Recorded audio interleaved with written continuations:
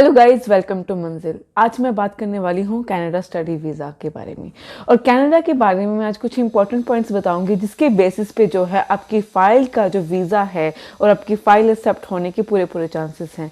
We all no कि अभी जो है डिफरेंट कमीशंस जो भी बैठ रहे हैं, चाहे वो हाई कमीशंस हैं या फिर IRCC के मेंबर्स हैं, उनके जो स्केड्यूल्स हैं या फिर नंबर ऑफ पॉइंटेशंस हैं कि कैसे वो किसी फ़ाइल को जो है एक्सेप्ट करते हैं, वो कभी ना कभी लॉकडाउन की वजह से डिफर करते हैं। पर यहाँ पे मैं आपको एक परमानेंट सोल्यूशन बताने वाली हूँ। अगर आपकी फ़ाइल में ये तीनों पॉइंट्स हैं, ये तीनों की फीचर्स हैं, तो आपकी फ़ाइल को वीज़ा लगने से कोई भी नहीं रोक सकता। और अगर आपकी फ़ाइल में ये ऑलरेडी हैं तो आपका डेफिनेटली जो है वो वीज़ा आएगा। सो स्टार्ट करती हूँ मैं उन 3 पॉइंट्स से, जो बेसिक 3 पॉइंट्स हैं जो शायद आपको मालूम ही होगा, पर फिर भी मैं रिवाइज करवा दूँ कि फर्स्ट जो थर्ड पॉइंट है वो ये है कि आपकी जो फाइल स्कोर है वो 6 ईच होना चाहिए। ऑफ कोर्स अगर आपने एक STS कैटेगरी में अपनी फ़ाइल लगवानी है, STS पैरामीटर में अपनी फ़ाइल लगवानी है, सो आपके पास 6 ईच होने चाहिए। नॉट इन 1 सब्जेक्ट और 2 मॉड्यूल जो है वो 5.5 होने चाहिए। मोर ओवर आपकी 1 साल की जो फीस होनी चाहिए और लास्टली जो है आपकी GIC भरी होनी चाहिए। सो ये बहुत ही एक बेसिक क्राइटेरिया है जो कि हर स्टूडेंट और हर किसी को पता है कि कनाडा अप्लाई करने के लिए we all need these things. पर ये बेसिक रिक्वायरमेंट के अलावा जो आपके 2 और की फीचर्स हैं जो आपकी फ़ाइल में अगर हों तो आपका सक्सेसफुली जो है वीज़ा आ सकता है। सो जो सेकंड इंपॉर्टेंट पॉइंट है बिसाइड्स ऑफ फर्स्ट पॉइंट, तो वो है आपकी इनकम एंड फंड्स। पहले कनाडा में बिफोर 2019 फंड्स का इतना ज़्यादा स्कोप नहीं था।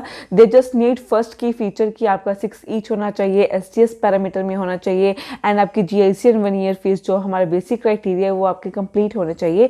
बट आफ्टर 2019 जब से लॉकडाउन इंट्रोड्यूस हुआ ड्यू टू कोविड-19, सो उसके बाद जो है फंड्स बहुत इंपॉर्टेंट हो चुके हैं कनाडा को लेकर। अगर आपने कनाडा जाना है so you must have funds to show, क्योंकि जितने भी रिफ्यूज़ल मोस्टली देखने को मिले हैं वो फाइल्स थी जिनमें फंड्स की कमी थी, जो कि पहले ऐसे कभी देखने को नहीं मिला था। अब यहाँ पे राइट नाउ क्वेश्चन है कितने फंड्स, कैसे फंड्स और कितनी देर पहले। सो बेसिकली जो फंड्स हैं आपकी चाहे कोई भी हो सकते हैं, चाहे आपकी इनकम हो सकती है या फिर आपकी सेविंग्स हो सकती हैं।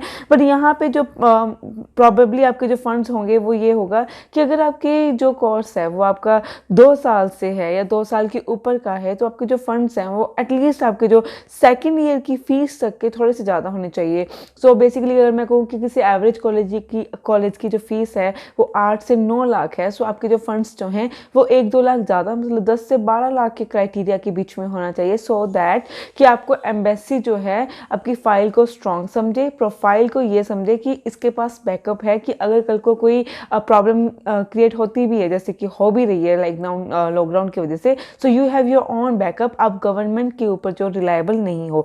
सो 10 से 12 लाख का जो है आपके पास जो फंड्स होने चाहिए। एंड मोर ओवर अगर मैं कहूँ कि फंड्स वो आपकी सेफ्टी के लिए भी हैं कि अगर आप यहाँ जाते हो, जो बच्चे इस क्राइटेरिया में जा रहे हैं कि फर्स्ट सेमेस्टर की फीस हमने यहाँ से भर के जानी है और उसके बाद सेकेंड सेमेस्टर जो है या फिर सेकेंड ईयर की फीस जो है वहाँ से हम खुद कर लेंगे, सो ये रिस्क मत लेना। क्योंकि अगर तो पहली बात आपकी इनकम बहुत कम दिखा रहे हो, आप फंड्स नहीं दिखा रहे हो, तो आपके रिफ्यूज़ल आने के बहुत चांसेस है। फर्स्ट पॉइंट ये, क्योंकि Canada embassy is very strict about the funds process and all, क्योंकि we all know this covid system. And moreover अगर आप ये सोच के जा रहे हो, तो मैं आपको एक बात और कह दूं कि जितना इंडिया में लॉकडाउन्स नहीं है उससे ज़्यादा कनाडा में हो जाते हैं, तो प्रोबेबली ये सीन हो सकता है कि you have a short of work. So अगर आपके पास काम नहीं होगा तो आप अपनी फीस कैसे रिलायबल होगी।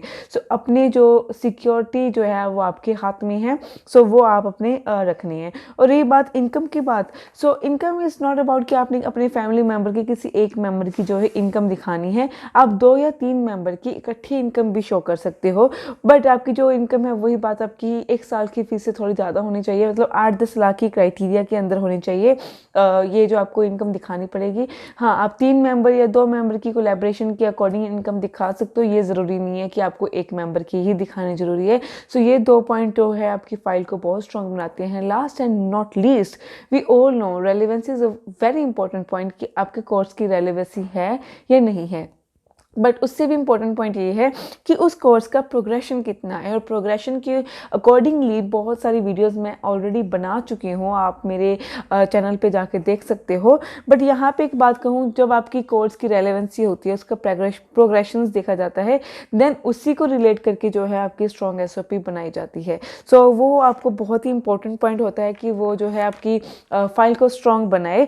बट यहाँ पे बहुत सारे ऐसा होता है कि स्टूडेंट्स गेट टू नो कि रेलेवेंसी क्या है। आजकल हर स्टूडेंट को पता है कि उनकी बैक स्टडीज़ और उनकी अपकमिंग स्टडीज़ की रेलेवेंसी कैसे देखनी है, बट प्रोग्रेशन कैसे देखना है, या तो स्टूडेंट इसके बारे में डीप स्टडी कर सकता है या अपने एजेंट से पूछ सकता है। और अगर किसी एजेंट को नहीं पता है, सो प्लीज़ मेक श्योर कि वो आपकी प्रोफाइल स्ट्रॉन्ग नहीं बना सकता।